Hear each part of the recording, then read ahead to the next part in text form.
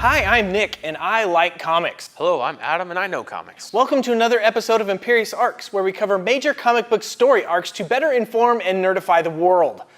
So I think people should know that Deadfool is one of my favorite characters. I know I just said Deadfool instead of Deadpool, but I want to let you know I really am a fan. First off, I have a t-shirt. I have also read most of his issues, and his arch-nemesis's name is T-Ray. Or is it T-Pain? Or is it Tupac? Bebop? Doesn't matter. He has a big band-aid on his nose that never goes away. It's kind of annoying. Also, Deadpool likes tacos, not chimichangas. I mean, he eats them sometimes, but he really likes tacos. And he filled up an entire swimming pool full of pancakes.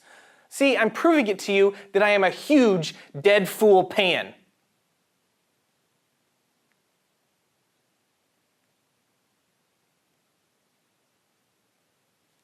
And it turns out he's closely based on a DC character. Yeah, Deathstroke. So Deathstroke is a major player on the Arrow TV show and has such a cool costume. It is true he's a big deal on the Green Arrow TV show. Adam really likes the Green Arrow character. That's why he just said Green Arrow. He knows the show is not called Green Arrow. Though season 3 kind of lacked, I think because Deathstroke wasn't in it very much. Yeah, I did. But he actually began as, and consistently has been, a huge adversary for the Teen Titans. His first appearance was in the New Teen Titans Volume 1, Number 2, and was created by Marv Wolfman and George Perez. In this story, Grant Wilson, also known as the Ravager, is depicted getting rough with his girlfriend when Starfire crashes in while being harassed by Gordonians who are chasing her.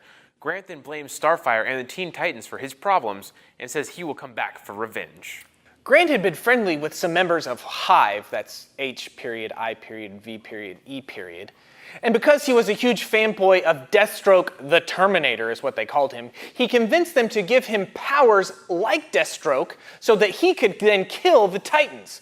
Now known as Ravager, he goes off to seek revenge by ravaging. He attacks the Teen Titans at Changeling's stepfather's home in the Hamptons, and Deathstroke shows up to provide his son backup and warns him not to abuse his powers. While fighting the Titans, Grant begins to age rapidly due to the powers Hive gave him. It would seem Hive may have known this would happen since they really wanted Grant's father, Deathstroke the Terminator, to take down the Teen Titans. Ravager ends up dying in Deathstroke's arms, and he then decides to take on his son's contract to assassinate the Teen Titans. Deathstroke the Terminator story then picks up in issue number 10, when he fights Starfire, kidnaps a friend of Cyborg's, and forces the Teen Titans into a path of a bomb created from the use of Promethium. Did I say that right? Promethium. His plan was to kill the Titans and show off the power of his energy source to his potential buyers. The Teen Titans escape his trap and battle the Terminator. In the process of his own escape, Deathstroke brutally wounds Changeling. We next see him in issue number 34 when he has captured some New York officials and the Teen Titans move in to take him down.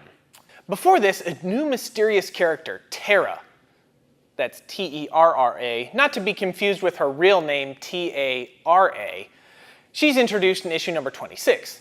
She convinces the Teen Titans to let her on the team and goes to help them out against Deathstroke the Terminator in issue number 34.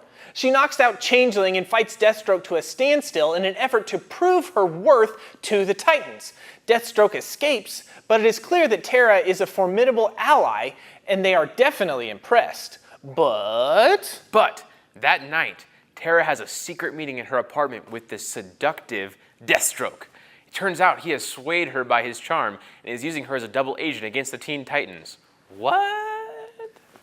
What's really what about this is she's like 15 and he's 50. That's so weird. Oh boy, comics. Anyway, this little surprise leads us right into our suggested reading, the infamous Judas Contract story arc. Judas Contract basically happens in Tales of the Teen Titans number 42 through 44 and the 1984 annual of the same title. It is an incredible tale of deceit, tragedy, and the first costume appearance of Nightwing. This means that these issues aren't cheap. Sorry. But the good news is they're available on the DC Reader app for about $2 an issue. Or if you prefer to hold the book in your hands like myself, they do have volumized reprints out there on the interwebs for around $50 for the volume. Marv Wolfman weaves a great tale rivaling the X-Men stories from the time, and George Perez art is classic. If you like this video, please watch our other videos detailing story arcs from past years. Subscribe to our channel, or Deathstroke will attack you at your stepfather's house in the Hamptons. Like what happened in the comic book. Exactly. Right, because that's real. Exactly. And don't forget to like us on Facebook and follow us on Twitter and Instagram, or the changeling will turn into a dinosaur and eat you, because that's something that he can do. Chomp. Until next time, I will be wearing an eye patch and pretending to be my favorite Terminator. You know, I could make that easier for you and stab your eye out. We'll be back.